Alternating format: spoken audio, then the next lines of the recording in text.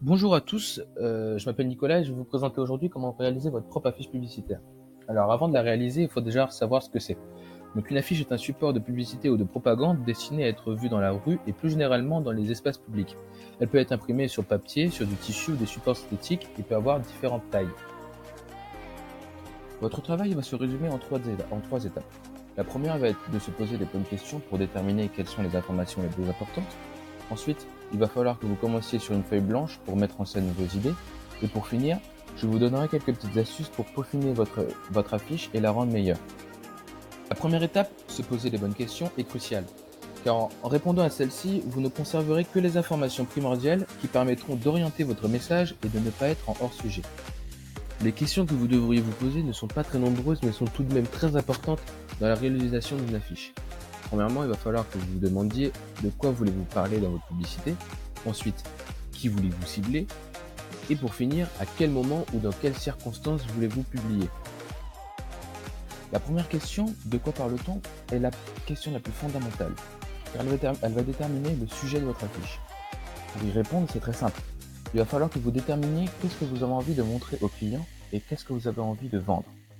Comme pour toute action publicitaire ou marketing, il est important de savoir qui est visé par l'affiche. Créer une affiche esthétiquement réussie, c'est une bonne chose, mais à quel prix si ces codes graphiques ne correspondent pas à votre cible? Votre affiche peinerait alors à convaincre et serait un vrai gâchis. Il est donc nécessaire de bien étudier les goûts du public auquel s'adresse le visuel avant de commencer les premières embauches de création. Maintenant, parlons des circonstances idéales pour vendre votre affiche. Le moment où votre affiche va être publiée va être déterminé par rapport au type de produit que vous essayez de vendre. Par exemple, si le produit en question est un short de bain, il sera bien évidemment plus judicieux de le mettre en valeur pendant ou en début d'été. A l'inverse, un bonnet va être donc publié en hiver.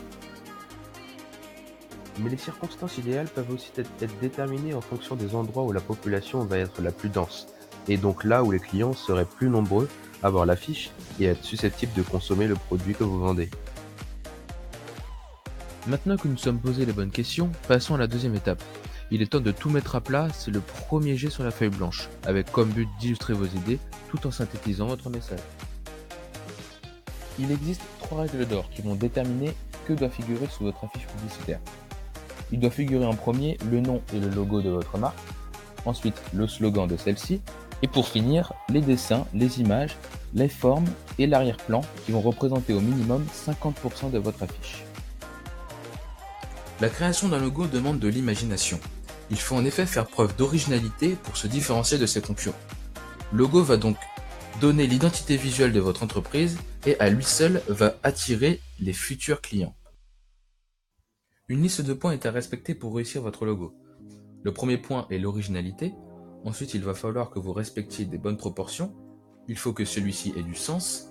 Il doit évoquer son entreprise, représenter l'identité visuelle de la marque et pour finir, il doit être attirant et séduisant auprès du client. Le slogan va après le logo être la deuxième identité de votre entreprise et va représenter son image de marque. C'est une formule courte, précise et frappante qui va le plus souvent être constituée de jeux de mots en rapport avec le nom de l'entreprise ou les produits vendus. Pour le réussir, il faut qu'il soit crédible, qu'il ait une sonorité mémorable et qu'il raconte une histoire qui aura un effet durable sur le consommateur. Maintenant, passons à la troisième étape qui va parler des quelques petites astuces que je vous avais promises en début de vidéo.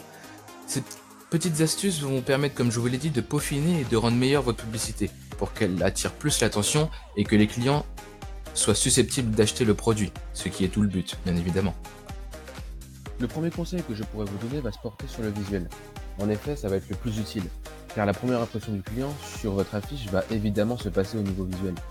Donc faites en sorte que l'ensemble de vos images et illustrations représentent au moins 50% de votre affiche, et n'hésitez pas à jouer avec les couleurs pour la stimuler. Maintenant, passons au dernier conseil, le texte, car il faut qu'il y en ait pour en quelque sorte parler à votre client de votre produit. Ce que je peux vous conseiller sur cela, c'est d'éviter les couleurs très claires et fades pour ne pas rendre votre affiche illisible de loin. Ensuite, utilisez des caractères assez gros de préférence pour la même raison. Et par rapport au contenu, le titre doit être impactant, subtil mais accrocheur et doit être placé en haut de l'affiche. Eh bien écoutez, voilà, cette vidéo touche à sa fin, j'espère qu'elle vous aura plu. Si c'est le cas, n'hésitez pas à lâcher un maximum de pouces bleus, à partager la vidéo et à vous abonner. Et puis, on se retrouve à la prochaine pour de nouveaux conseils et astuces. Allez, ciao!